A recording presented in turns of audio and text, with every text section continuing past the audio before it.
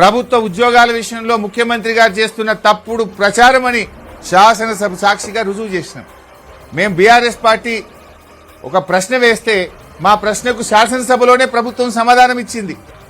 మేమిచ్చిన ఉద్యోగాలు 60,000 కాదు 16,000 ఉద్యోగాలే కాంగ్రెస్ పార్టీ ఇచ్చిందని శాసనసభలో ప్రభుత్వ సమాధానం ద్వారా స్పష్టమైంది. అసెంబ్లీలో మేము అడిగినాం, ఈ ప్రభుత్వం వచ్చినాక నోటిఫికేషన్ ఇచ్చినాయి ఎన్ని, ఈ ప్రభుత్వం వచ్చినాక నోటిఫికేషన్ ఇచ్చిన ఉద్యోగాలు ఎన్ని అంటే 16,000 అని సభలో ప్రభుత్వమే సమాధానం ఇచ్చింది.